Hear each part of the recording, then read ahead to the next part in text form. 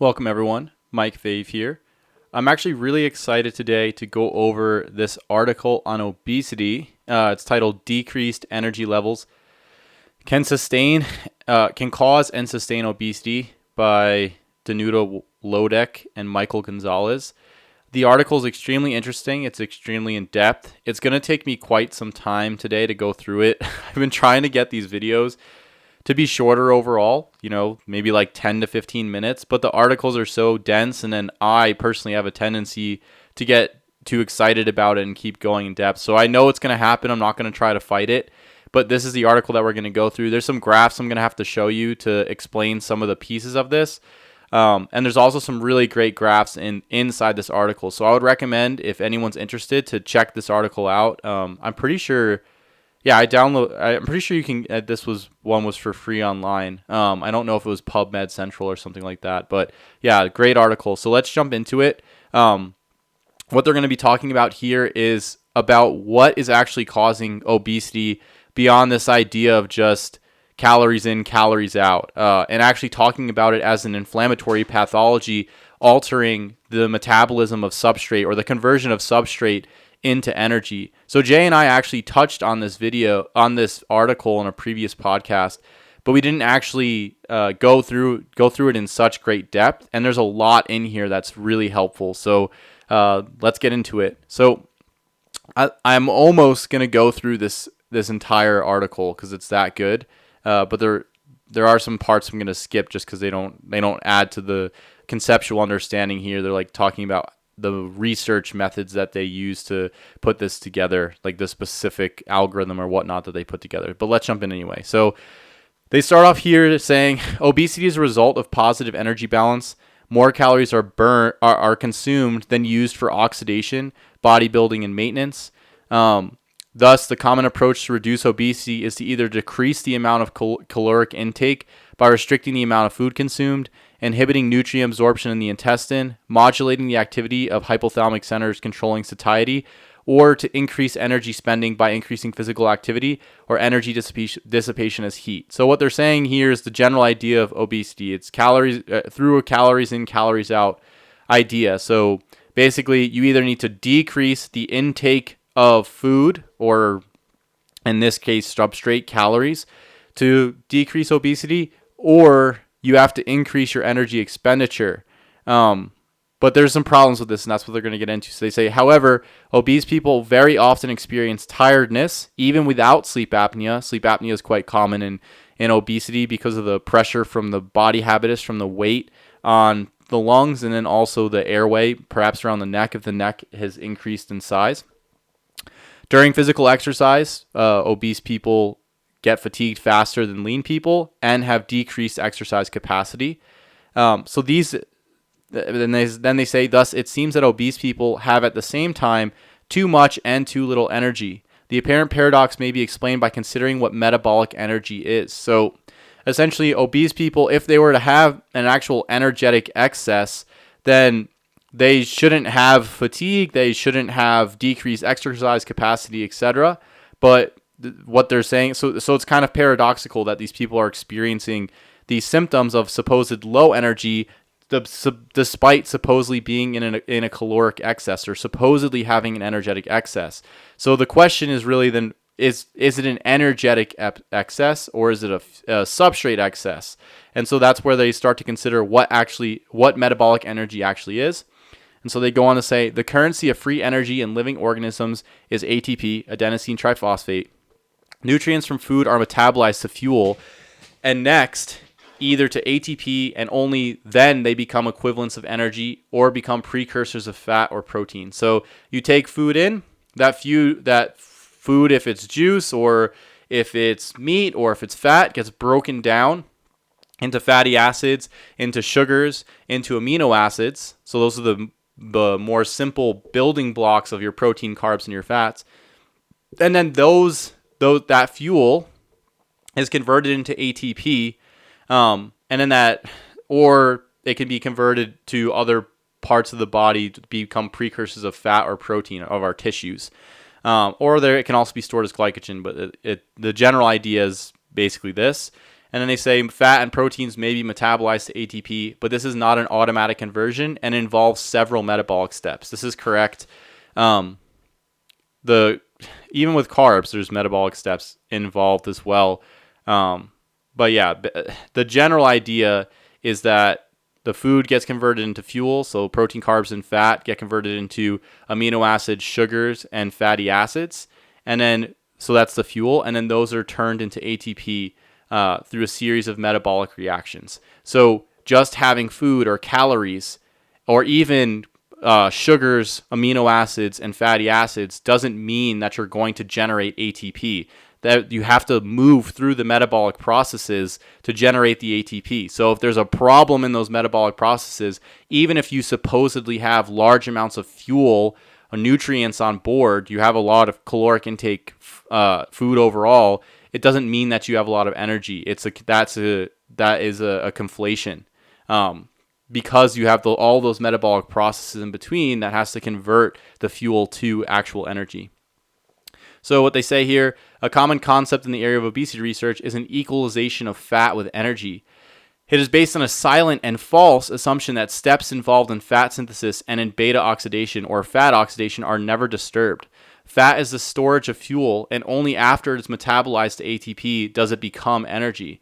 Thus, the correct statement is that obese individuals have a deficit of energy in the form of ATP with simultaneous overproduction of fat. Therefore, the logical question is, why in some people is the energy from food diverted to fat synthesis before all of the energetic needs in the body are satisfied? So what they're saying is that people with obesity, the food that they're eating is being converted into fat and not turned into metabolic energy in the form of ATP. And so these graphs up here are actually great illustrations of this. So you have your food here. That food is getting converted into fuel. And then that fuel can either be turned into ATP, which is energy, or fat. So it can go in either direction. In obesity, what winds up happening is you have food, the food is turned into fuel, there's a block on energy or the production of, or that turning of fuel into ATP, into energy, and so that fuel is subsequently rerouted to fat, or in addition is rerouted to fat. And then that fat, since the fuel can't be converted back into energy, that fat isn't turned back into fuel. It gets stuck in this fat area, so the body's able to continually pile up all of these different, basically pile up the fat, because there's the oxidation of the fuel, or the turning of the fat into fuel, is blocked.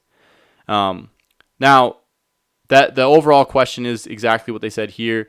The logical question is, why in some people is the energy from food diverted to fat synthesis before all of the energetic needs in the body are satisfied? So they're actually going to go through the mechanisms here. Now, I'm not going to go over all the methods. What they talked about is using this the knowledge management algorithm or procedure to kind of pick things apart to come up with the information to support their theory. So I'm going to skip all of that because I don't think it's relevant to us discussing what the mechanisms are that they're discussing here. But if anybody's interested in how they gathered the information to support their theory, this is the section to read it in the methods. Because this wasn't actually a research per se. This is a kind of a theory paper on obesity. So now we're going to just skip to the results. The first part here is energy metabolism in obesity. So they're going to talk about where the blocks could be in energy metabolism to lead to obesity. So what they start with, from the basic metabolism, it is known that the point where fuel metabolism splits between ATP production and fat synthesis is mitochondrial citrate. And I'm going to actually switch screens here really quick and show you guys this. So let's see. So here you would have carb pyruvate. It comes from glycolysis converted into acetyl-CoA, and then fatty acids come here in the form of acetyl-CoA, and then that is through citrate synthase becomes citrate. Now, citrate right here is the pivot or the fulcrum where if there's a block moving in this direction, energy isn't produced, and then the citrate can go to become stored as fat. Citrate can signal an increased production of fat if it's blocked here and it starts to build up in the cell. So this is the crux right here, and that's what they're talking about. So what they go on to say is its conversion, so citrate's conversion to isocitrate, is catalyzed by mitochondrial aconitase and leads to ATP production. If citrate is transported out of mitochondria and into the cytosol, it is converted to acetyl-CoA and subsequently malonyl-CoA, ultimately leading to fatty acid synthesis. So that's exactly what I was just saying. If there's a block from citrate moving through the Krebs cycle here, then citrate, it builds up from either fats or carbs, and then it goes out into the cytosol, or the inner portions of the cell, out of the mitochondria, and it starts to trigger fatty acid synthesis, and that is part of the Randle cycle. So that's what this showing is here. When you have a large amount of citrate, the citrate moves through this pathway. These are multiple enzymes. I forget the name of this one here, but there's acetyl-CoA carboxylase, which converts acetyl-CoA to malonyl-CoA, and then the malonyl-CoA blocks carnitine palmitoyl transferase 1. This enzyme brings fatty acids into the mitochondria to be oxidized. So when it blocks this process, fatty acids can't be oxidized, and then the malonyl-CoA helps to trigger fatty acid synthase, which takes these long-chain fatty acyl-CoA and turns them to triglycerides, so converts them into essentially to stored fat. So if you have the buildup of citrate, this is what winds up happening, and that's what they're describing here. And then it says, so they go on to say, under normal conditions, citrate distribution is regulated by energy demand and supply. The major result of our finding is the discovery of how a perturbation or the disturbance in this regulation leads to obesity. The effect observed in obesity, low energy and overproduction of fat, may be achieved by an inhibition of aconitase. So just so you guys can see here, wrong one. Aconitase is the enzyme over here that converts citrate into cis-aconitate. So if this enzyme is blocked here, you will get a backup of citrate. That's what they're saying. So that's their theory. And so if citrate cannot be converted into isocitrate, it'll accumulate in the mitochondria and then in the cytosol, ultimately activating fat synthesis in spite of low ATP levels.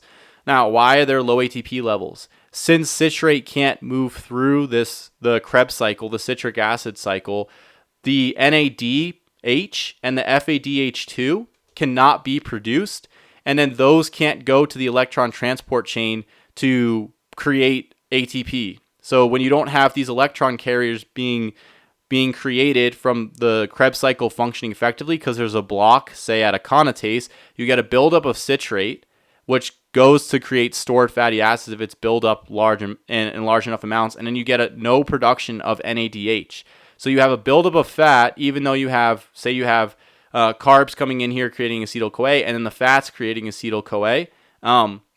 Those will build up citrate, and then that will if there's a block at aconitase, the citrate goes to fat, and then it can't move through the citric acid cycle. It doesn't produce the NADH and FADH2, and then that you don't have electron carriers to go to the electron transport chain to produce ATP. So they said, furthermore, inhibition of aconitase will additionally decrease the rate of energy production from beta oxidation because high concentrations of malonyl-CoA and acetyl-CoA carboxylase inhibit carnitine palmitoyl transferase 1 and decrease the supply of fatty acids in mitochondria for oxidation. So that's pretty much what I just described earlier. So citrate will move into the cytosol. So here you have cytosol.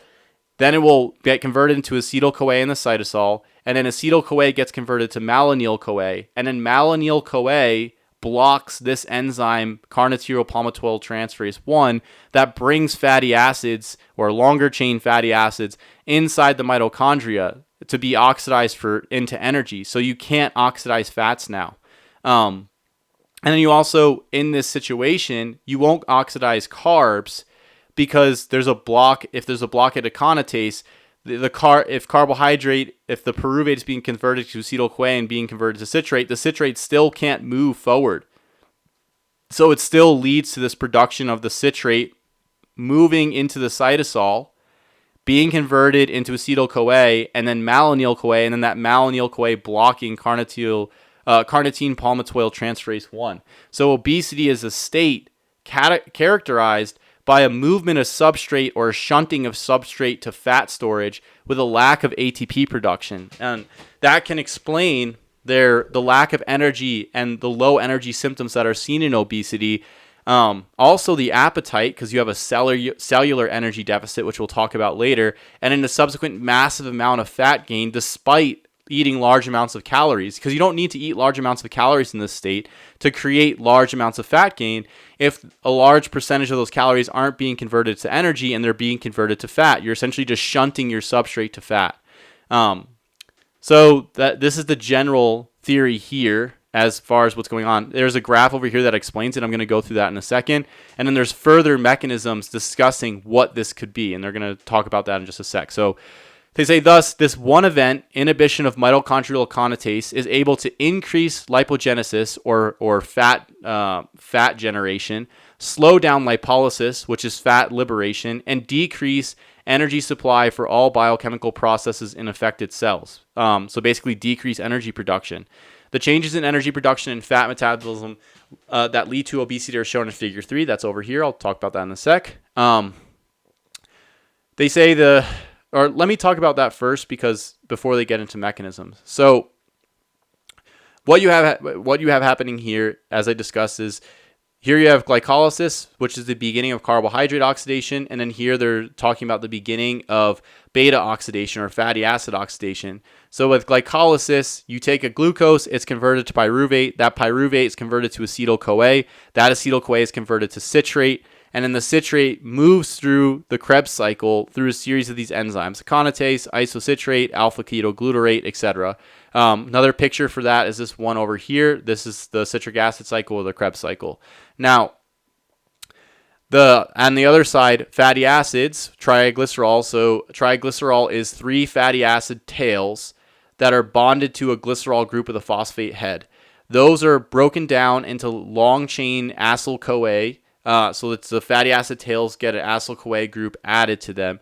And then in order for them to enter into the mitochondria, you need carnitine palmitoyl transferase 1. And then once that happens, they undergo beta oxidation, and the beta oxidation produces acetyl-CoA.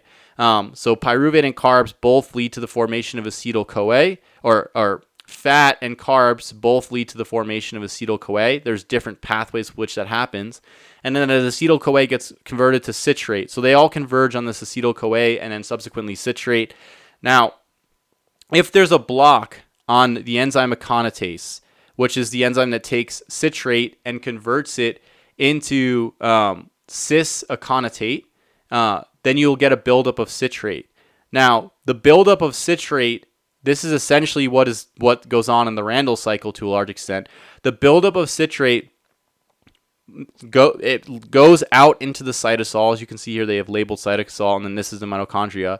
The citrate is converted to acetyl-CoA, and then acetyl-CoA through the enzyme acetyl-CoA carboxylase converts the acetyl-CoA to malonyl-CoA. Malonyl-CoA blocks carnitine palmitoyl transferase 1, which blocks the movement of these fatty acids into the mitochondria to be oxidized. So the buildup of citrate blocks fatty acid oxidation, and since citrate is blocked at aconitase here, carbohydrate oxidation is feeding into fatty acid storage. So any carbs that are being eaten are converted into fatty acids, and then the fats cannot be oxidized. So you have a block from both fatty acid oxidation and carbohydrate oxidation. So basically, substrate is all going towards fat production and not being converted into ATP. And again, the reason that no ATP can be generated with this, at least through oxidative phosphorylation, is because when citrate is blocked here, if we come over here, this will give us a better view, no NADH is eventually produced, and FADH2 also isn't produced, which leads to a lack of movement or a lack of electron carriers to go to the electron transport chain and create ATP. So you have this complete block on ATP production through the Krebs cycle and the electron transport chain, which is one of the largest areas to produce ATP through fatty acid or through carbohydrate oxidation. Now they're going to get into the mechanisms of what is inducing this pivotal blockage at aconitase, this enzyme here in the Krebs cycle. So what they start here is the inhibition of mitochondrial kinase is a well-known mechanism of diminishing ATP production through the mechanisms that I just described. It is used by the immune system as a defense mechanism for killing tumor cells and microorganisms by destroying their energy supply. It involves cytokine activation, tumor necrosis factor alpha, interferon gamma, and induction of oxidative stress. So these are cytokines. These are cell-mediating molecule or cell signaling molecules that signal inflammation, infection, stress to some extent, etc. And these can directly block aconitase, and the immune system uses these to block aconitase in tumor cells and microorganisms. So the way the immune system is targeting these pathological organisms or cells is by destroying their energy production. And they do it by targeting the aconitase enzyme that's discussed right here in the Krebs cycle through some of these inflammatory mediators. Now, they go on to say, however, aconitase inhibition has never been considered a cause of obesity. Below, we provide evidence based on experimental data accumulated during the last 18 years that inhibition of mitochondrial aconitase in tissues capable of fat synthesis may be a major factor causing obesity. So now they get into some of the initial causes, and it's the cytokines. So those cell signaling molecules I just discussed. So they say here, let's just see. Okay. Among individuals with obesity of unknown etiology or unknown cause, there's a large group of people whose obesity is connected with inflammation. Many obese people have elevated levels of C-reactive protein that may be a result of bacterial or fungal infection. The level of C-reactive protein, and just as an aside, C-reactive protein is an acute phase reactant that elevates in states of inflammation, infection, etc. So what they go on to say is the level of this inflammatory protein correlates positively with body mass index, waist circumference, and low-calorie diet invoked weight loss.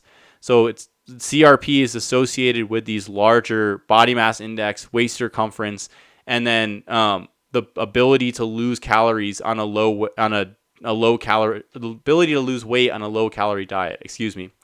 Obese people also have higher than normal levels of erythrocyte sedimentation rate. So the abbreviation for this is ESR. This is another inflammatory marker as well. And it's essentially a measure of how fast the red blood cells settle in a test tube, but it indicates inflammation. It's something that we use in the hospital, ESR and CRP. And again, another indication of infection or inflammation because it's also elevated in other states as well, like sleep apnea as an example. Since obese people do not have any symptoms of an infection, the inflammation connected with obesity has to be chronic and low grade. And this is discussed in multiple articles now as obesity being a low grade chronic inflammatory state. So this goes well with a lot of the newer information on this, instead of just this calories in, calories out stuff that's been circulating for a while. They say inflammation response to infection is mediated by several cytokines. In obese people, the level of 3 of these cytokines are elevated: tumor necrosis factor alpha, interleukin 1, and interleukin 6. Analysis of the published materials indicate that induction of these cytokines is sufficient for triggering fat synthesis in liver and adipose tissue. For example, in normal rats, injection of tumor necrosis factor alpha or interleukin 1 stimulates hepatic fatty acid synthesis. The increase in fat synthesis is acute, observed within 30 to 90 minutes after a single dose of cytokine, and is sustained for 17 hours. Similarly, fatty acid synthesis is triggered by tumor necrosis factor alpha and rat brown adipocytes. Interleukin 6, which is released by a range of tissue in response to stimulation by tumor necrosis factor alpha and interleukin 1, can mediate the lipogenic effects of the other 2 cytokines. This mechanism of continuous activation of inflammatory cytokines in response to chronic infection may be a primary event in obesity. So what they're saying here, scientific mumbo jumbo aside, is that if you have an inflammatory stimulus or you have some type of inflammation going on, maybe it's a chronic infection, you'll upregulate these cytokines, these cell signaling molecules, these inflammatory mediators, tumor necrosis factor alpha, interleukin 1, interleukin 6. These can increase fat synthesis. They say here for 17 hours, and it takes effect when upon exposure within 30 to 90 minutes. So if you're obese and you're chronically having this inflammatory stimulus and you have this chronic upregulation of these inflammatory mediators, then you can have this continual production of fats, this continual fatty acid synthesis. And they're going to get into the mechanism in just a sec. More evidence for cytokines as a cause of obesity comes from patients whose weight gain was a side effect of depression treatment. A significant increase in the levels of soluble tumor necrosis factor receptor P75 preceded weight gain observed in patients treated for several weeks with antidepressants, amitriptyline, or nortriptyline. The authors concluded that activation of the tumor necrosis factor alpha system may be an early and sensitive marker for weight gain. So antidepressants, the antidepressant drugs, some of them are known to cause serious weight gain in people.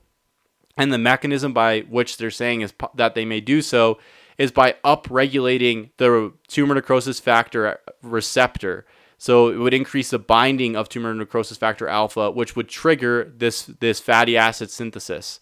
So again, it's saying that the weight gain of the antidepressants is an example of how tumor necrosis factor may work in humans at least, and it is showing increased weight gain. So the next thing they go on to say is pro-inflammatory cytokines are also activated by factors other than infection. Besides antidepressants described in the previous paragraph, lipopolysaccharide, endotoxin from bacterial membranes are well-known potent inductors of tumor necrosis factor alpha and interleukin-1. So this is where the microbiome can actually come in, because endotoxin, low-grade endotoxemia from the gut can be a cause or of the upregulation of these cytokines. Excuse me. So essentially, it doesn't necessarily have to be that you have an infection per se, like a skin infection or a lung infection or something along those lines. It could be possibly, and they're not saying this in the paper, but just from other papers that I've discussed with Jay or on Hans's podcast or overall, the gut-derived endotoxin can be pushing this obesity state by upregulating these cytokines. So the other thing they talk about is pro-inflammatory cytokines are also produced in response to exposure to some toxins. For example, 2378 tetrachlorodibenzo-P-dioxin, or TCDD, and a water disinfectant byproduct dichloroacetonitrile. So these pollutants can also trigger the inflammatory cytokines that are associated with the production of excess fatty acids. So they go on to say both of them are widespread in the environment of industrialized nations, and at environmental doses, so doses found in the environment, increase tumor necrosis factor alpha levels in blood serum and liver of exposed animals, or in different cells in culture adipocytes, monocytes, or macrophages. So in cell cultures, in fat cells, and immune cells, these pollutants can trigger tumor necrosis factor alpha increases, and then they also do so in animal models. So they say, therefore, activation of pro-inflammatory cytokines may depend on the level of environmental pollution and could be the link between the prevalence of obesity and industrialization. So that's interesting. You have pollutants as well as possibly low-grade endotoxemia. Not to mention, things like phthalates and BPA, which work through different mechanisms, like severe endocrine disruption, but those can also be contributed by upregulating glucocorticoid signaling, decreasing androgen and thyroid signaling, and then inducing estrogenic signaling. So there's multiple things going on here, or could be going on here. But this is tangential to the paper. So the other thing they say is tumor necrosis factor alpha and interleukin-1 inhibit mitochondrial function and energy production in cells. So here's another piece. These inflammatory cytokines have been shown, based on these references here, to inhibit mitochondrial function and energy production. And again, it could be through this, that you're seeing that they're increasing fat production while decreasing energy production. So that's essentially what we're talking about with obesity, and they could be through through this aconitase mechanism. They go on to say, in the whole organism, decreased energy production may be expressed as lower metabolic rate. Measurements of metabolic rate in obese people give controversial results. This controversy may arise because it is difficult to select whose obesity has the same cause and thus the same metabolism. Also, since obesity can arise as a result of small energy imbalance, it is possible that existing techniques are not sensitive enough to measure such differences.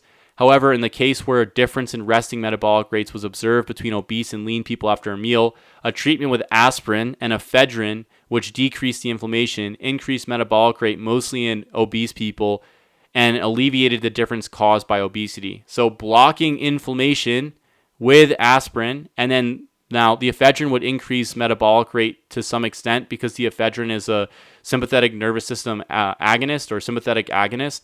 So it'll increase the metabolic rate to some extent through the catecholamines. But basically this combination was able to alleviate metabolic rates caused by obesity, which is quite interesting. Basically showing that elimination of inflammation. And although I don't think driving catecholaminergic signaling is ideal, but perhaps a combination of aspirin and thyroid, which has been something discussed by Dr. Pete and Georgie and Danny and Jay and Hans and, well, I mean, Dr. Pete for decades, but before the rest of us were born, maybe not Georgie, but the rest of us, can help to minimize some of the problems here with obesity, which is quite interesting. Now, I'm not advocating that everybody go out and use these things, but just talking about things from a theoretical perspective. Now, since at least two cytokines, tumor necrosis factor alpha and IL-1 can induce fat synthesis, inhibition of only one of them may not be sufficient to prevent this induction. That may be why some of the attempts to reverse the abnormalities in lipid metabolism of obese sucker rats by tumor necrosis factor antibody were not successful. So basically, just blocking one cytokine may not be enough. Ideally, from my perspective, you would try to target the overarching inflammatory stimulus instead of trying to target the mediators of that stimulus. So if you think of it this way, say you have this infection, it's triggering your immune system to produce these inflammatory mediators. It doesn't make, which then cause obesity through the mechanisms described. It doesn't make sense to go and try and target the mediators, right? Because you're still having that low-grade inflammatory infective process, whichever it is, occurring, triggering the mediators. Why would you try to block the mediators instead of actually target the source of the inflammation or the infection? And because then the mediators wouldn't need to be produced anyway. And there's a reason that the mediators are being produced, right? Initially, they were saying that the immune system is doing these things to target microorganisms and then to also target aberrant cells. So blocking those pathways would then open your body up to being attacked further by whatever these aberrant cells are, or perhaps a microorganism, or if it's gut derived, then you would just be ravaged by the effects to some extent of the endotoxin or whatever it is. So again, dealing with the source, the root, is way more important than trying to target all the individual pathways downstream. It doesn't make any sense in the long run, at least from my perspective. Now, they get into something interesting, which, again, this is something that Dr. Pete has talked about, issues with nitric oxide. So they're talking about the role of nitric oxide in the blockage of energy production and then subsequent increase in fat production. So they say the effect of tumor necrosis factor alpha and interleukin-1 on energy production is mediated mostly by nitric oxide. What a surprise. Tumor necrosis factor alpha and interleukin-1 activate inducible nitric oxide synthase and increase nitric oxide concentration in different types of cells, including hepatocytes. So there is, in the sphere or the health world, these things about INOS, so inducible nitric oxide versus endothelial nitric oxide, and you want endothelial and you don't want inducible. So inducible is usually elevated in inflammatory situations, infective situations, because nitric oxide can be used to create nitrogenous species to kill bacteria and microorganisms, but it does cause damage to other cells and tissues and impairs energy metabolism, which we're going to discuss here. So what they say is the levels of inducible nitric oxide in obese rats were found to be 4 times greater than normal. On the other hand, treatment of mice with nitric oxide synthase inhibitor Ng-nitro-L-arginine methyl ester caused a decrease in body weight in obese animals, but did not affect lean mice. So they took the rats that were obese, which had elevated levels of inducible nitric oxide, and they gave them something to inhibit nitric oxide synthase. And then the animals, when they was inhibited, they lost weight But in normal animals, if they were given the inhibitor, they didn't lose any more weight, which is indicating that nitric oxide is maybe a portion of the cause of obesity. And we're going to talk about what the mechanisms are as we continue. But it indicates that nitric oxide is a key player here. And since we're seeing that tumor necrosis factor alpha, interleukin 1, and some of the other cytokines increase fat synthesis and decrease cellular energy production, while also increasing nitric oxide, it's possible that they're decreasing energy metabolism through nitric oxide to some extent, which we're going to get into again as we go. So they say this indicates a relationship between obesity and nitric oxide concentration. The connection of obesity and nitric oxide was also observed in people where nitric oxide concentration correlated with body mass. So higher levels of nitric oxide concentration in this case would be correlating with increased body mass, whereas decreased nitric oxide concentration would be correlated with decreased body mass, or perhaps not a non-obese body mass, a more lean body mass. They say inhibition of nitric oxide release by Ng-monomethyl L-arginine acetate in subcutaneous adipose tissue of healthy people increases lipolysis. There's direct evidence that the increase in nitric oxide level affects energy production. It was observed that addition of nitroglycerin, a widely used nitric oxide donor, to rat reticulocytes in vitro significantly decreased ATP levels in the cells. So, in healthy people, injecting their adipose tissue with a nitric oxide inhibitor increased lipolysis. So the idea behind this would be that the fat cells increase lipolysis because energy metabolism had a block removed on it, which was the nitric oxide. So by blocking nitric oxide, you open up energy metabolism, and then more substrate from the fat cells can be released to be oxidized. And then they're basically say that NO level directly affects energy production. So increased nitric oxide can negatively impact energy production by blocking it. The other thing they talk about here and some of the mechanisms is that giving nitric oxide to rat reticulocytes, to certain sites within the rat, decreases the ATP levels in those cells. So providing nitric oxide to a cell decreases the production of ATP, or the production of energy, which is not good. And now they're going to say how. So nitric oxide and its derivatives cause oxidative stress to mitochondria and inhibit several enzymes the same way as hydrogen peroxide.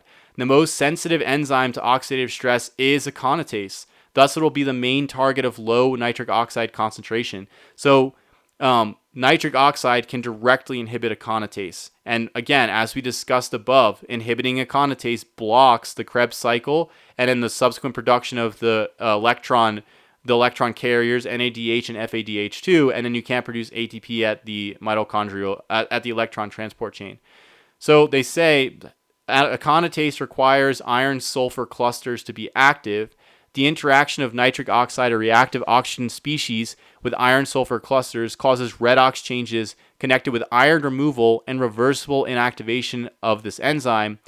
High nitric oxide concentrations inhibit aconitase completely, as well as other enzymes of the citric acid cycle and oxidative phosphorylation.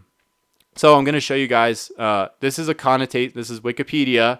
I know that some people don't like that I use Wikipedia, but this is a picture of the enzyme aconitase. This is pig aconitase.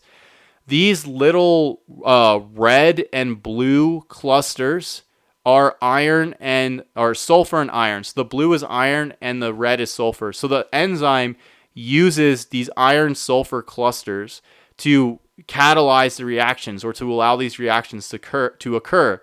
Now, when nitric oxide or hydrogen peroxide, which are hydrogen peroxide is a reactive oxygen species, comes in here and interacts with the iron sulfur clusters and alters the charges on this and makes the iron, basically inactivates the enzyme's function. So it doesn't allow the enzyme to move through its catalytic function, which basically that will shut down this whole production here. So the aconitase enzyme sits here. It has that iron sulfur cluster inside. Nitric oxide comes over. It messes up that iron sulfur cluster, and then citrate can't be converted into cis aconitate, so it blocks the whole deal. And again, this nitric oxide can be triggered by these inflammatory cytokines that we discussed, which include tumor necrosis factor alpha, interleukin 6, and interleukin 1. So what they go on to say is, in this case, the disturbance in energy production is much more severe and may lead to apoptotic cell death, which is linked to heart failure. So high nitric oxide concentrations inside the cell blocks aconitase in the mitochondria, which blocks energy production. If it gets severe enough, the cell essentially kills itself, and this is something that's seen in heart failure. So which is a state of literally energetic dysfunction. And then they go on, heart failure, degenerative diseases, and may be involved in many complications of obesity. So if obesity is a lower grade state chronically of this nitric oxide upregulation and shutdown of aconitase, over time it subsequently progresses, and it could be one of the etiologic mechanisms where you see the increased heart disease, diabetes, heart failure, etc. in people with obesity. So these mechanisms that are driving obesity could also be driving the complications that we see with obesity in terms of these down the road diseases. I think, well, I'm not even going to go there. It's too controversial. I don't want any backlash from that. But obesity is a physiologic problem. And I don't think normalizing it is good, because we're seeing that it's caused by these inflammatory signaling and can lead to worse health effects down the road. And this is like blatant science. It's not even a controversial statement. But yeah, I won't get too far into that. Now, what they say here is effects of aconitase inhibition on fuel metabolism. So what happens when you block aconitase? What happens to fuel metabolism? So as mentioned above, inhibition of mitochondrial aconitase has tremendous effects on energy metabolism. It decreases ATP production in the Krebs citric acid cycle by preventing citrate to isocitrate conversion.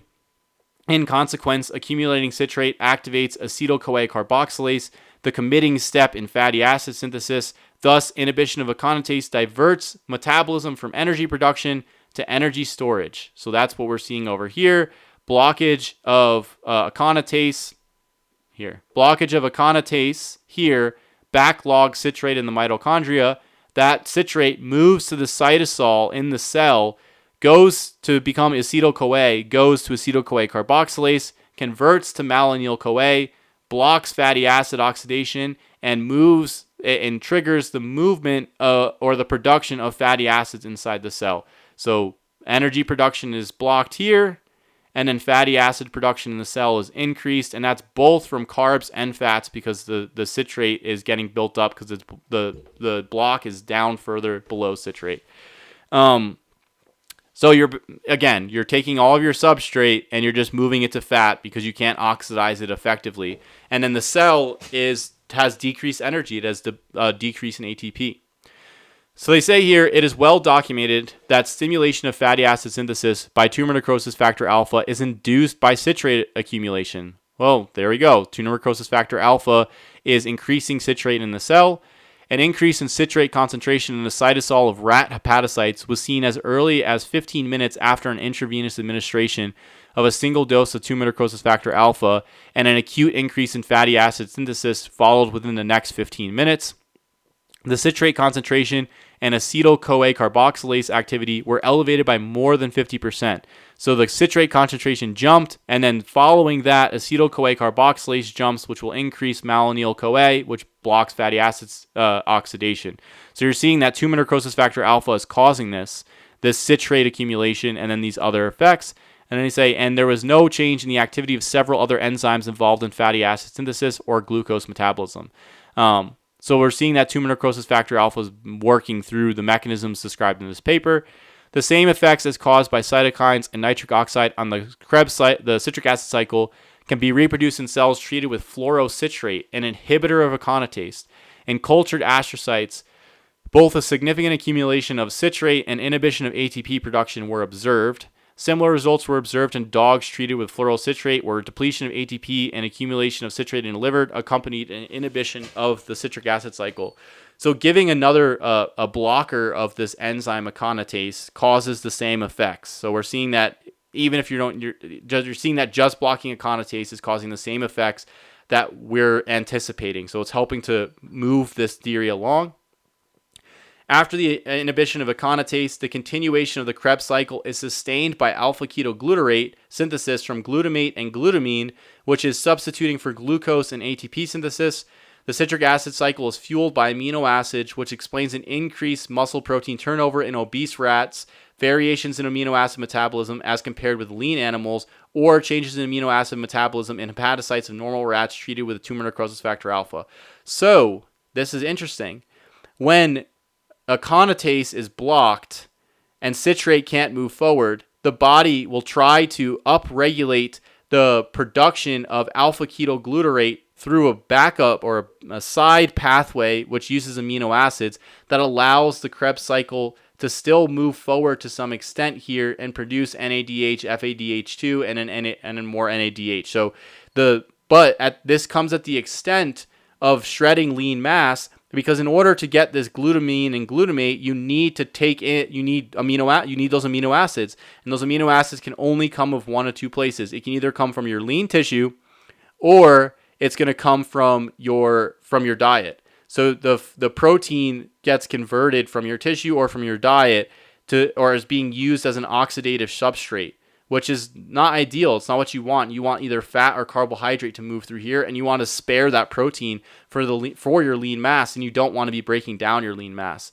And what they're saying is in obese rats, you have increased muscle protein turnover. So the tissues are being broken down and then being replaced rapidly, or hopefully being replaced rapidly, so that you don't have like a wasting, in order to provide amino acid substrate to still fuel the citric acid cycle through glutamine and glutamate.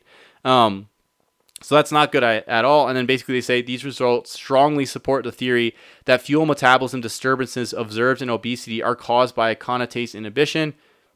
They also indicate the importance of protein for energy production in obesity. You really don't want to be using protein for energy production, but that's fine. They're not saying that you do, but they're just saying that there's alterations, and it's important to note that. Increased activity of fat synthesis in obese people is seen in the process of de novo liver lipogenesis. In healthy lean people, de novo liver lipogenesis is observed only when they stay on a low-fat, high-carbohydrate diet. Now, I'm going to go through an article talking about the metabolism of fructose, but fat production from carbohydrate in the liver is very low. And the other thing here is that even on a low-fat diet, if you're eating high-fat, high-carbohydrate, your body is going to convert some of those carbohydrates to fat, but then there's still a possibility that you're going to oxidize some of that fat anyway. So I don't think it's a problem if you're seeing some de novo lipogenesis on a low-fat, high-carbohydrate diet in normal people, of course. And again, de novo lipogenesis in the liver from carbohydrate is quite low. And Jay and I have talked about this before on our podcast, but I have some papers that I'm going to go over just like this, just discussing that in specific. They say on a high-fat diet, the body's need for fat is supplied by food. Yep. On the contrary, in obese people, a high-fat diet does not stop liver de novo lipogenesis. On high-carbohydrate diets, the level of de novo lipogenesis is higher in obese than in lean people, and the extent of lipogenesis is positively associated with body mass. So in obese people, because of that block on aconitase, taking in fat, since it can't be oxidized further through the Krebs cycle because aconitase is blocked, builds up citrate. That citrate builds up and increases the production of fatty acids despite an intake of fat. So the body has enough fat, but it can't oxidize fat. And because of that blockage on the aconitase, it just continues to produce fat from both fat and carbohydrates. So the fat is not being oxidized, it's being moved into storage, and then the carbohydrate is being converted into fat. So basically what they're showing is on both high carbohydrate and high fat diets, the obese people are still producing large amounts of fat because of that blockage at aconitase. They go on to say these observations indicate that in obese people, regulation of fat synthesis is disturbed, and in agreement with our theory that inhibited aconitase is forcing fat synthesis regardless of fat supply to the cells. Increased de novo lipogenesis and impaired beta oxidation in liver may be responsible for fatty liver observed in a type of obesity connected with diabetes. So what they're saying is that the liver basically when it's exposed to carbohydrate or the fat in an obese state with that blockage in aconitase, it just continues to make triglycerides because it can't oxidize the substrate, and that can lead to fatty liver. So moving on, they say inhibition of aconitase is affecting not only energy production when nutrients are abundant, but also at the time of nutrient deficiency, at starvation or low-calorie dieting. So inhibition of aconitase also has a negative effect even when there's low-calorie dieting or starvation. After exhausting glycogen stores, energy is produced from fat and proteins. Metabolites of protein catabolism and fatty acid oxidation enter the citric acid cycle and experience the same disturbance in the transition from citrate to isocitrate. So again, even though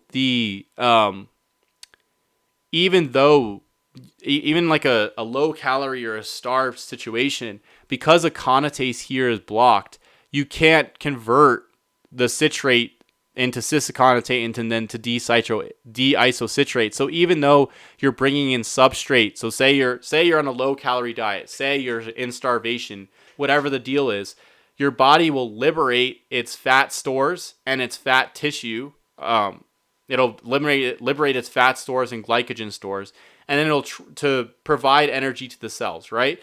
Now, because the aconitase is blocked here, even though the fat or carb that you're liberating from glycogen or from your fatty tissue or from gluconeogenesis, basically your protein being converted into fat, it'll still try to move through this cycle, be converted to acetyl-CoA, both of them converge on acetyl-CoA, and then turn to citrate. But citrate still can't move through because the aconitase is blocked. So even in a low-calorie state or a starvation state or a non-fed state, you still are going to have issues with the movement of citrate through the cycle. So you're liberating these fatty acids and this carbohydrate, and then you can just be reconverting it back to fat because there's no movement through the cycle.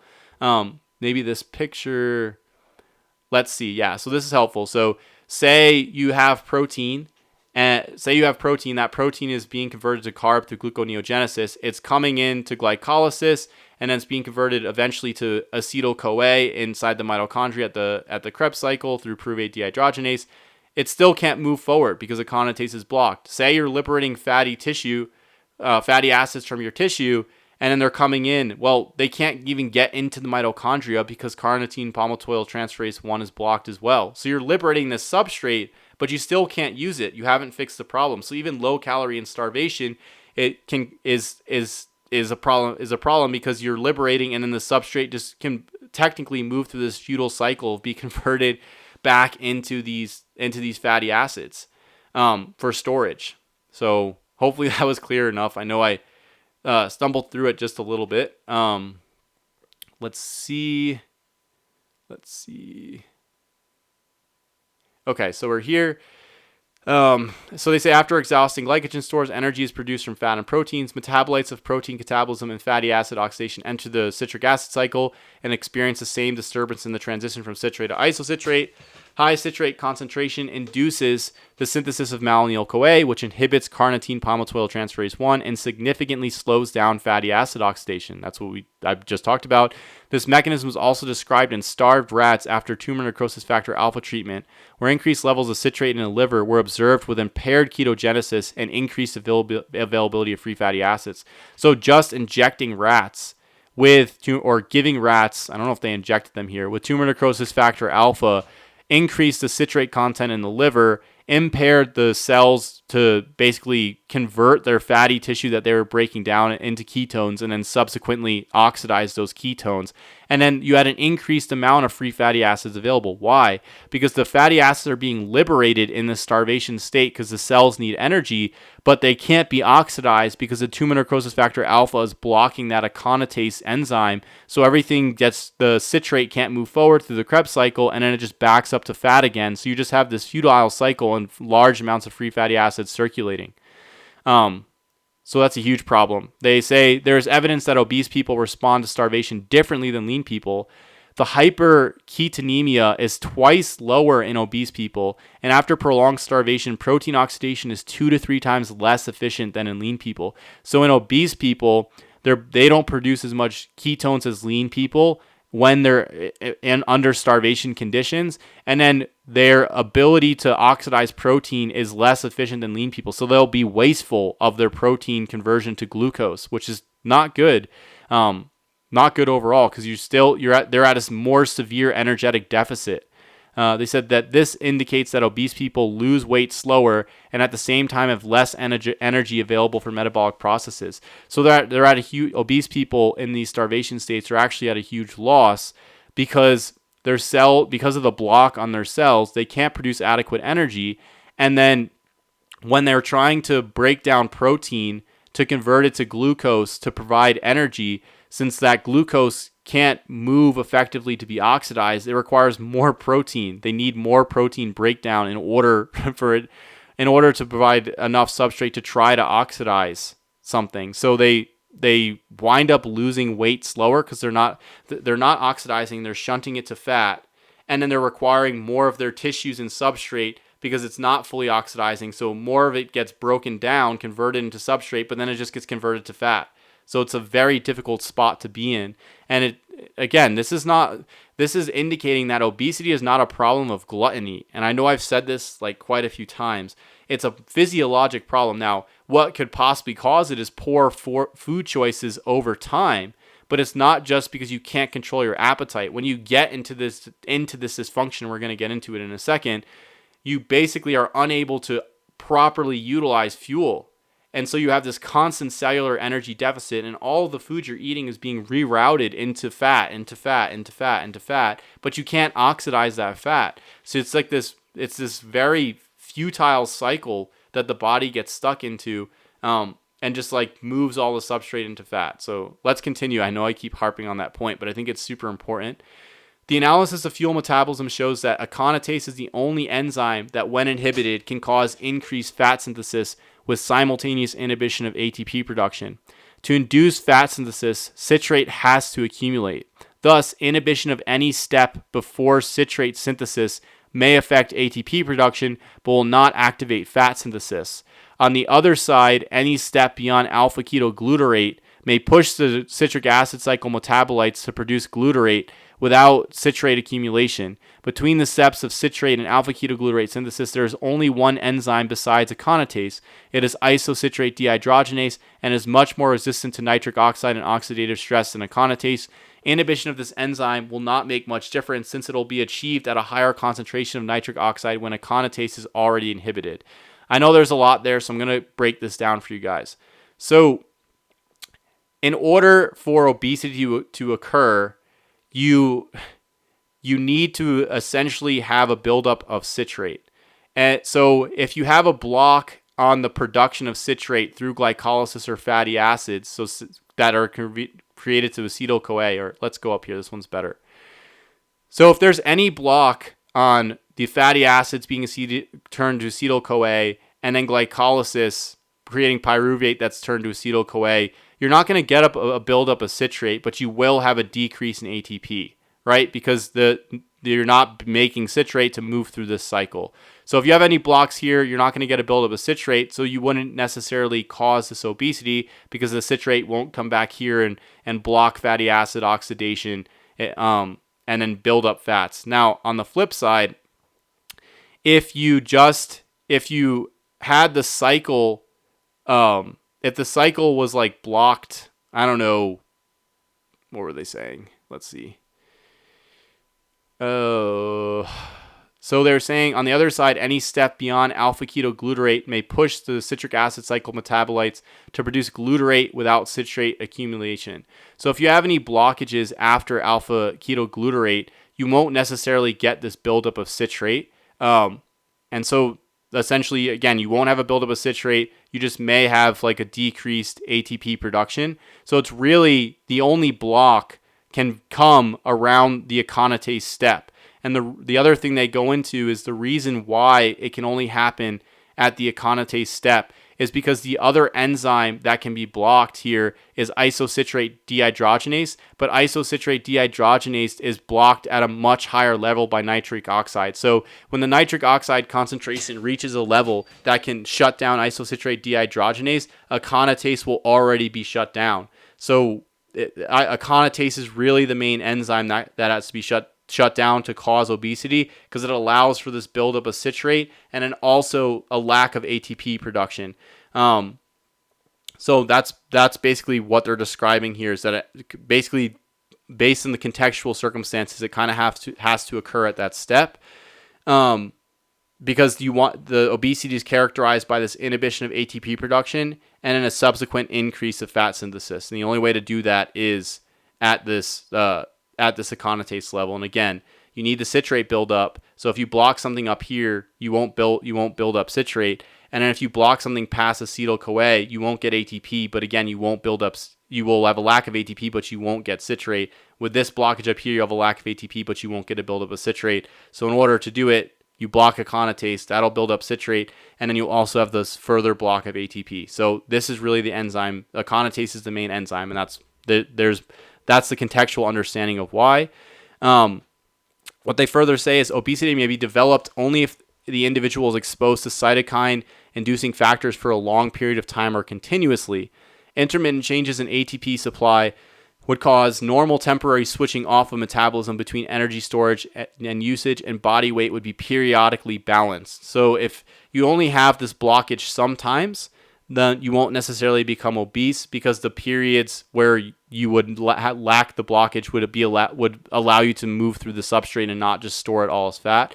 So the example here is they say, this effect was observed in people treated with nitroglycerin, where only continuous therapy caused significant weight gain. This weight gain, as predicted by our theory, was not observed in intermittent theory. So nitroglycerin increases nitric oxide. And what they're saying here is that continuous therapy of nitroglycerin causes weight gain, and that would be through nitric oxide blocking aconitase.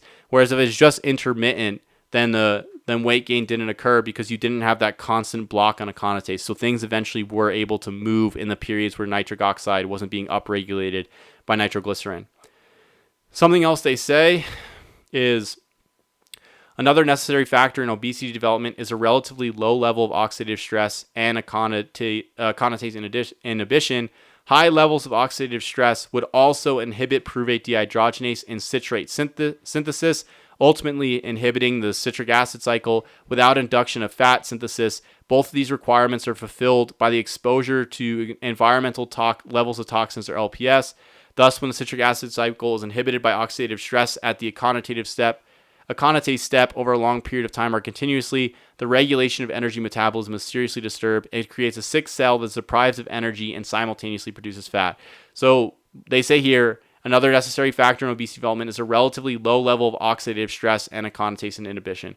Why is this? So if you have a high amount of oxidative stress inside the electron transport chain, you're producing large amounts of ROS.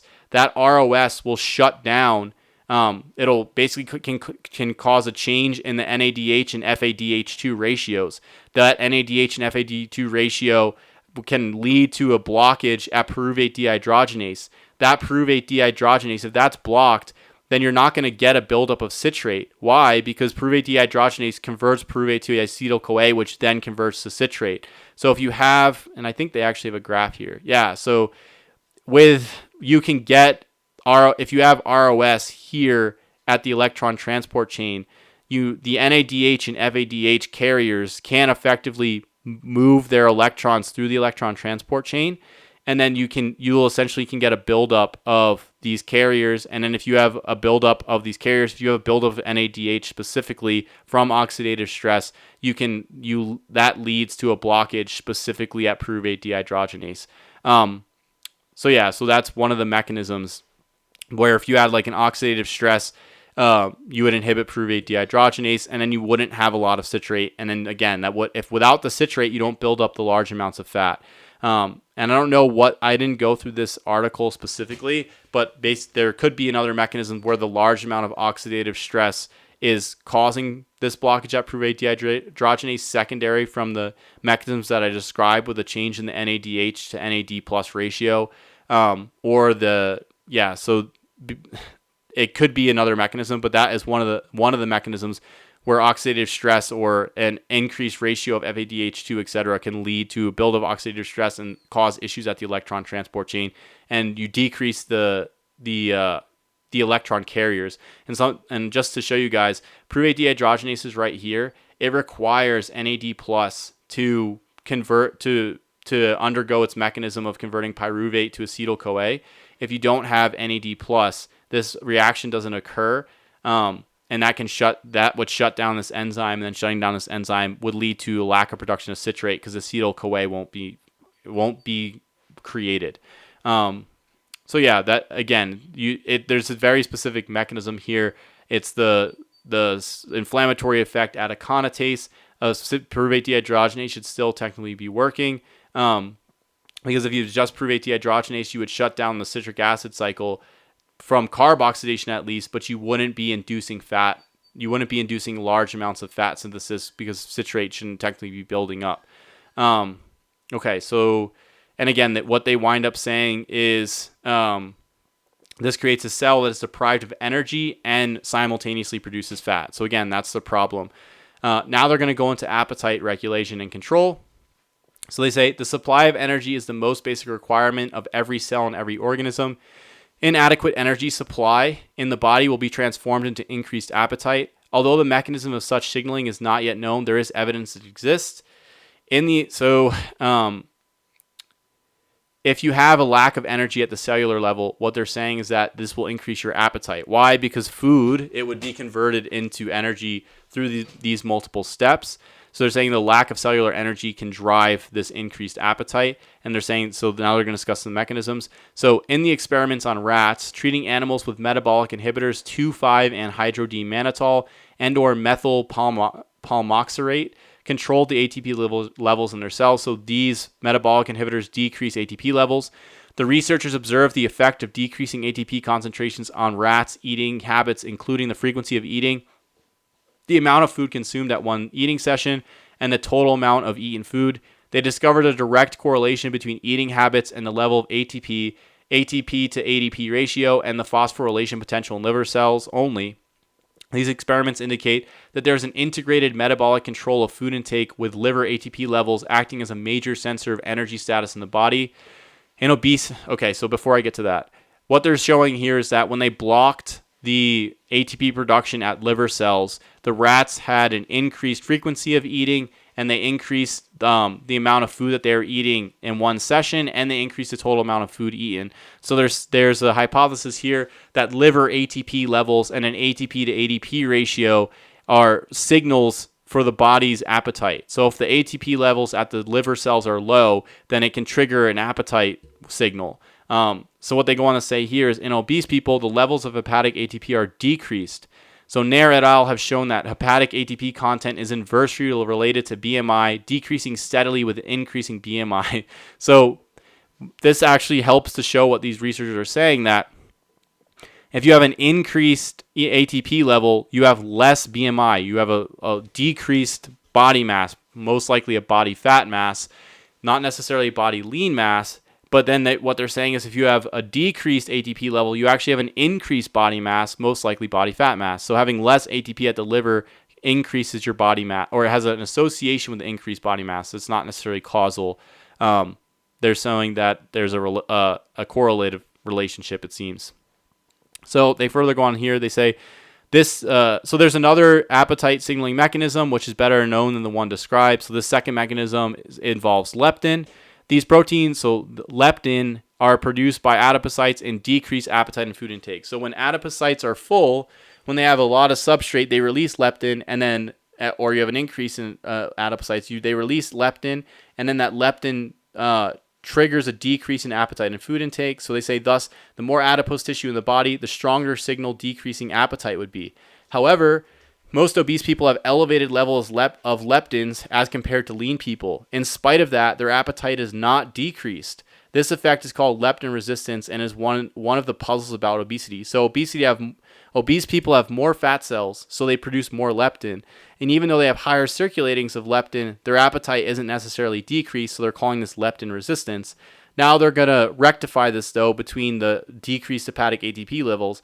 And they say, considering the interaction of the two signaling mechanisms, leptins and liver ATP, gives an explanation of the puzzle. In obesity, both these mechanisms send signals to the brain, but the signals are opposite. Leptins to decrease appetite, to decrease the appetite, and low ATP levels to increase the appetite. So then they say, since the energy supply is most basic and important, since the energy supply is the most basic and important need of every living organism, supplying energy would be the priority signal and would override any others. Thus, the final outcome would be an increase in appetite. Analysis of both types of signaling, leptins and liver ATP signaling, is an example of the disturbed appetite control in obesity. So what they're saying here is that because ATP and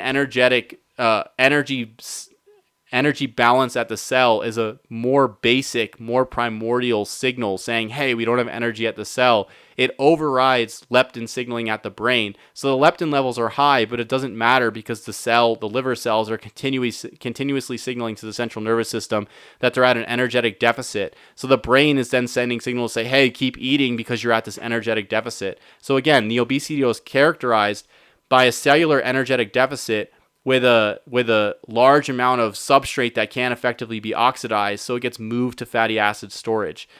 So this can explain the leptin resistance that they're seeing in obesity. So they go on to say, accepting liver signaling as the most important regulator of appetite helps understand why it's so difficult for obese individuals to comply with low-calorie diets. Liver is an energy distributor in the body, and low levels of ATP in the liver indicate that all of the energy sources of the body are used up. Thus, the message coming to the brain from liver cells is an emergency signal difficult to ignore. So it's saying that it's difficult for obese people to decrease their appetite or eat a low-calorie diet because their liver is constantly signaling to their brain that they're at an energetic deficit. And since the liver is the main distributor and regulator of energy balance in the body, it's like it's kind of like this master regulator that when you take in food, it partitions it stores some, it shoots some out, whatever the deal is. It basically is saying, hey, if the liver cells have an energetic deficit, it's saying, hey, we have this huge energetic deficit body-wise. So that signals to the brain to say, hey, we need to keep eating, even though there's a lot of substrate on board. And again, the problem is not that there's not enough substrate. The problem is that the substrate can't be or the substrate fuel can't be turned into energy. So yeah, that's the last piece there. Now, the other thing, and I do want to talk about this here. So this diagram is explaining that leptin liver ATP signaling. So what they say is low liver ATP is signaling the brain, hey, you need to eat. So then you eat your food, that food is converted to fuel. Since that fuel is blocked at the aconitase level of producing ATP, the liver continues to have this low signaling of low ATP, and so you still have this signal to eat. There's no blockage here because the fuel is not converted to ATP. Now, on the flip side, that fuel is converting to fat, or with an increase in the amount of fat in fat cells, perhaps an increase in fat cells. And so what's happening is that increase in fat and fat cells is increasing the amount of leptin that's produced, and then that leptin is saying to the brain, do not eat. We have all this substrate available. But they're saying the liver ATP is a better or a stronger signal to the brain. So the brain ignores leptin and listens to the liver ATP and continues to eat. And so you get stuck in this vicious cycle where the liver is saying there's not enough to eat. The brain is saying, okay, eat. You eat, the body turns this into fuel, but the fuel, because of the block, doesn't produce energy, so it gets converted to fat. That fat can't convert back to the fuel because of these blockages, specifically at carnitine palmitoyltransferase 1, so you're not getting the fat moving into the mitochondria to be oxidized. That increases leptins, but the leptins have no signaling effect. So you just get stuck in this pathway. Low liver ATP, brain tells you to eat, you have the fuel goes to fat. And it just keeps moving in this direction. You keep shoving everything into fat, and this energy regulation system gets deranged. So again, what they're saying here is that the cell's energy is the most important signal. They're theorizing or hypothesizing this. Okay, so now the last section I'm going to get into here is decreased energy spending. So they're talking about the decreased energy spending that obese people have. So they say another effect of energy deficiency is the need to restrict energy spending. Obese people have less muscle ATP available to support their energetic needs. So they have a cellular energy ATP deficiency or energy deficiency. It has been shown that low ATP levels are connected with the feeling of fatigue Fatigue has been connected with obesity. In school children, the level of fatigue was significantly related to the degree of obesity. A normal reaction to fatigue is a need to rest, and an obese person would usually choose the activities requiring the least energy and thus favor sedentary lifestyle. So the sedentarism that you're seeing with obese people is a function of their cellular energetic deficiency. Their cells don't have enough ATP to move around, to want to move around. They're saying that obese people have a decreased ATP content in their muscles. So they're no wonder they don't want to exercise. No wonder if you're obese, you don't want to exercise because you don't have the energy to exercise, even though you have an excess substrate. So that can explain some of it also explains the fatigue that you're seeing that obese people often experience or discuss. So they go on to further say, exercise changes metabolism to increase the efficiency of ATP production. Energy production will also be changed in obese individuals. The inhibition of beta oxidation may be attenuated because decreasing ATP levels activate ATP kinase that inhibits acetyl-CoA carboxylase and in consequence prevents inhibition of carnitine palmitoyltransferase 1. This effect prevails at higher exercise intensity where beta oxidation levels are higher in obese and non-obese people. So when you exercise, you deplete ATP levels even further. This depletion activates ATP kinase. ATP kinase blocks, let's see where we're at here. Nope, wrong way. So ATP kinase blocks acetyl-CoA carboxylase here, so you don't get a buildup of malonyl-CoA, which then allows carnitine palmitoyltransferase 1 to bring fats into the mitochondria and oxidize fat. So in the obese person, exercise can help to inhibit the block on carnitine palmitoyltransferase 1. However, keep in mind, that doesn't mean that the block at aconitase has gone. It doesn't mean that it stops the block here. So while fatty acids can possibly move into the mitochondria now, it doesn't mean that when they're converted eventually into citrate, or acetyl-CoA, which converted into citrate, that they can then still move through aconitase. So what they say here is, however, most obese people restrain from exercise, as may be evidenced by a low rate of compliance with long-term exercise regimens, and may indicate that some energy production pathways are still disturbed in exercise. Comparison of obese people with non-obese indicated that obese people get fatigued at lower workloads and energy expenditure levels and required a longer recovery time after exercise. This makes sense. If they have a cellular energy deficit and then you're increasing the cellular energy demand, even if you're unblocking carnitine palmitoyltransferase 1 here, it still doesn't, and you're allowing fatty acids to move into the mitochondria to be oxidized, it doesn't mean that aconitase isn't blocked. So you're still increasing energy demand, even though you're unblocking some of the problem, but you may not necessarily be increasing the energy production. So that means that their bodies, like they're going to get tired with a lower workload, and lower energy expenditure, and it's going to take them longer for their cells to recover because it's going to take longer to produce adequate amounts of energy because energy is blocked.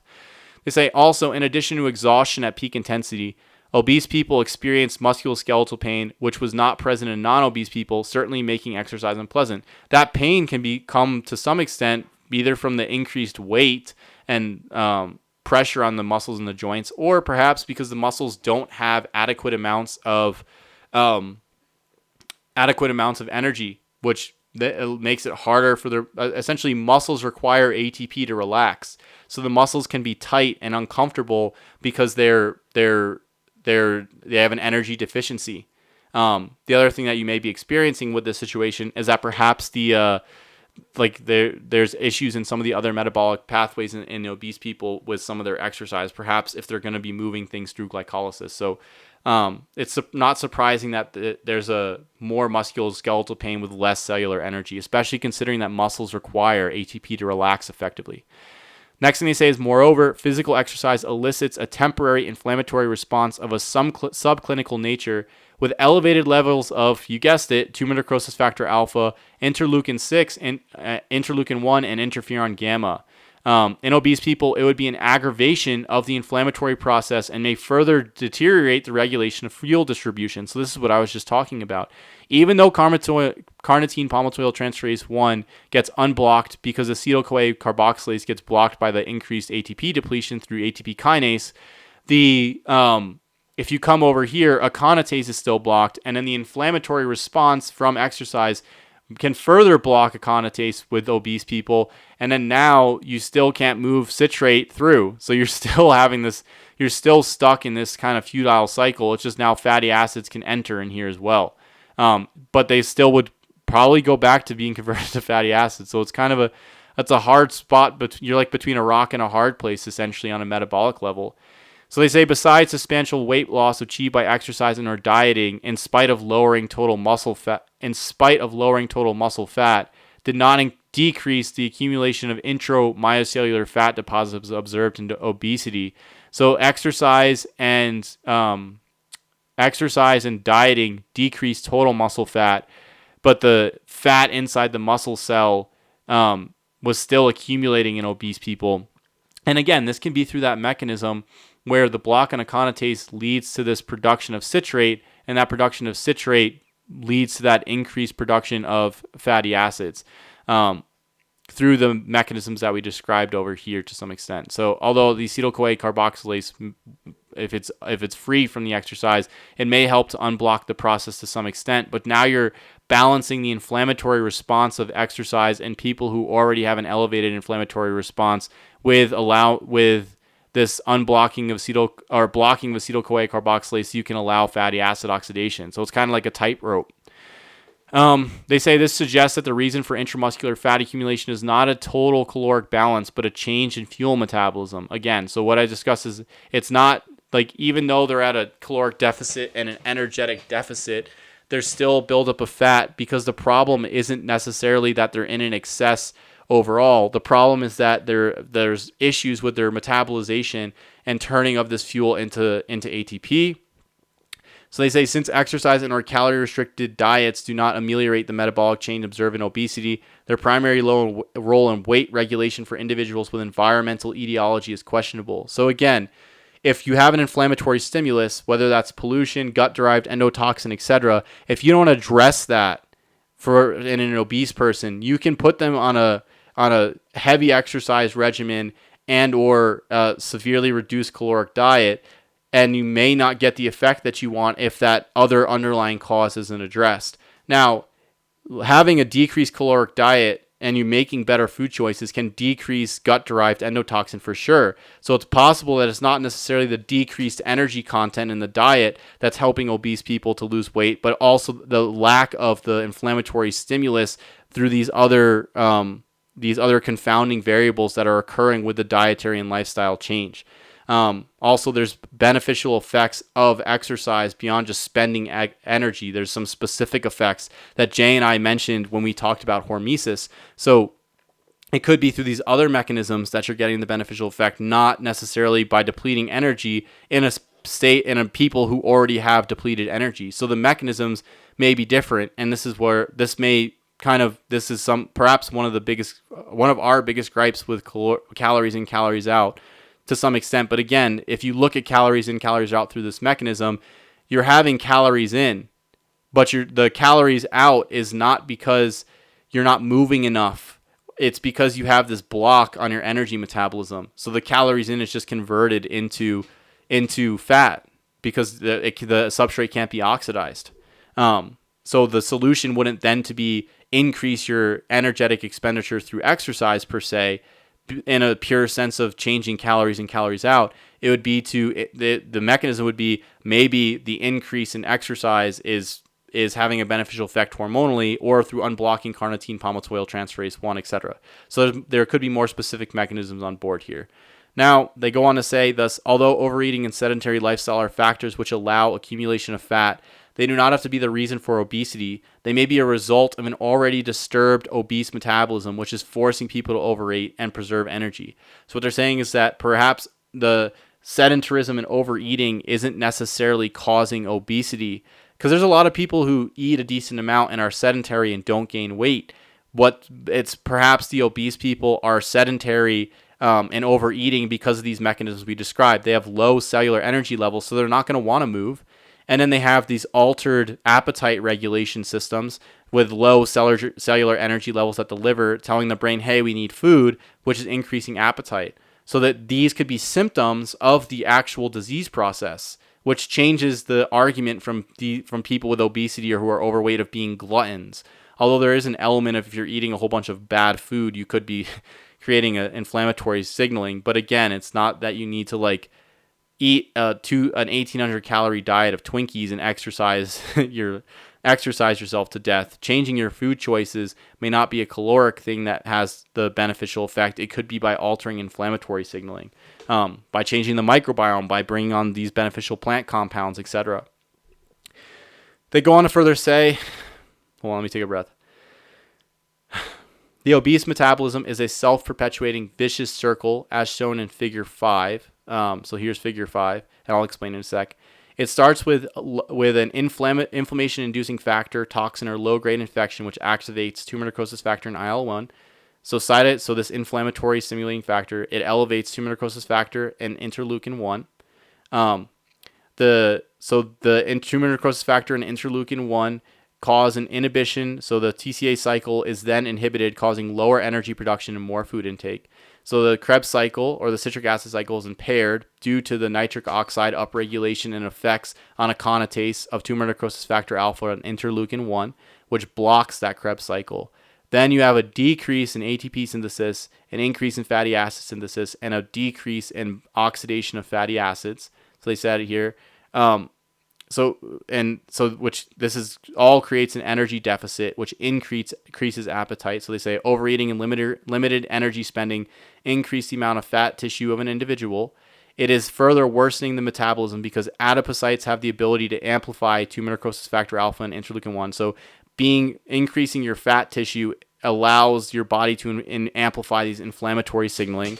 So they say, therefore, more adipose tissue one has, the higher level of these cytokines will be present in the body, further increasing oxidative stress and fueling the damaging process. So the more it becomes more feed forward, because the more fat you have, the more the inflammatory signaling increases. So increased adipose tissue here, you see, comes up here and elevates these inflammatory cytokines. So it's like this cycle. Again, it's a futile cycle on multiple levels. The disturbed citric acid cycle decreases your energy production, increases fatty acid synthesis, and blocks your ability to oxidize fats. This creates an energy deficit that increases your appetite, but you're not again, so when you're increasing your appetite, there could be another line drawn here, which increases your food intake, but with the disturbed citric acid cycle, increases fatty acid synthesis. So it's like you have these multiple cycles going on. Then they say the deteriorating system of fuel distribution in the body may ultimately lead to type 2 diabetes, which develops in many obese people. How soon the symptoms of diabetes appear may depend on the rate of this deterioration. So an further worsening of this system can lead to a diabetic state. Through multiple mechanisms, like through upregulation of these stress hormones to some extent, because you have a lack of cellular energy. So you can have an increase in glucagon, which will increase gluconeogenesis. You have insulin resistance because of the backlogs at the cell, and now you're in a type 2 diabetic state, which isn't different from an obese state. They're perhaps spectrums of each other, with some overlap and some minor differences, but they're all part of that metabolic syndrome because of the mechanisms and inflammation that are going on are very similar between the two. Then they say it is noteworthy that overeating and sedentary lifestyle without an inflammatory process can lead to obesity, but cannot start the vicious cycle of events that perpetuate obesity. Although adipocytes have the ability to produce inflammatory cytokines, they require stimulation for cytokine synthesis similarly as macrophages. Thus, the adipocytes may amplify the response to LPS, but they do not activate the inflammatory state without reason. So the fat cells will make an inflammatory response worse, but if there's no trigger for that, for the fat cells to make a response worse, then you're not going to get that response. They're not just going to generate this inflammatory response without the trigger. So they say overeating may cause weight gain, but without inflammation, there will be no elevation in tumor necrosis factor alpha and interleukin-1 levels. Furthermore, energy production, beta oxidation, or fat synthesis will not be disturbed. This will be no circle that would perpetuate obesity. So if the thing is you can gain weight, you can put on body fat, and you can become overweight. But if you're not having this inflammatory situation going on, then you're not inhibiting all these processes at the citric acid cycle. You're just increasing body fat storage through a mechanism of overeating. And I wonder if this would even cause obesity. I think it would be harder to cause obesity without the inflammatory stimulus. I think that the inflammatory stimulus is perhaps again, this is I'm kind of theorizing here, perhaps necessary to create this like morbidly gross, and I don't mean gross in terms of like disgusting, but gross in terms of large amount of fat distribution and production on the body. I think you would have to have this inflammatory stimulus going on, or else you'd have to really be overeating to increase fat content then. Then this is just like conclusions. They say the most direct evidence could be obtained from the way that you could test this is obtained from the treatment of obese people to achieve normal levels of pro-inflammatory cytokines by removing any type of infection, contamination of food environment, and then observing weight change without restriction of food intake or exercise. So they're basically saying you could remove the pro-inflammatory stimulus by adjusting the factors that are causing it, and then see if that decreases obese people's weight without them having to do any food restriction or exercise. Conclusion, they say, in conclusion, the presented metabolic mechanisms of environmentally caused obesity indicates energy deficiency as an engine working toward development of obesity. It is obvious that all efforts to stop this engine by further decreasing the energy cannot be successful. Thus, the low-calorie diets and exercise regimens seem to be a redundant burden of already exhausted people. So if you're already at an energetic deficiency, increasing your energy requirement and decreasing the amount of substrate you have to produce energy, it may make the situation worse, because the problem is that you're not producing energy. It's not that you're overeating or this or that. And again, overeating can cause the issue through microbiome disruption and subsequent upregulation of endotoxin, which will increase the pro-inflammatory cytokines, which will increase nitric oxide, which will block aconitase and cause the effect. So if you're eating a large amount of processed American foods that are high in omega-6, that are high in refined carbohydrates and I'm talking about like white flour type of things, you can cause this microbial disturbance over time and lead to obesity. So it's not that it's the types of foods. I think it would be very difficult for a person eating large amounts of fruit, cooked vegetables, meat, fish, eggs, if they tolerate dairy. Well, dairy depends on the person, because some people, if you have an allergic response to it, you could get an inflammatory signaling, specifically to something like casein.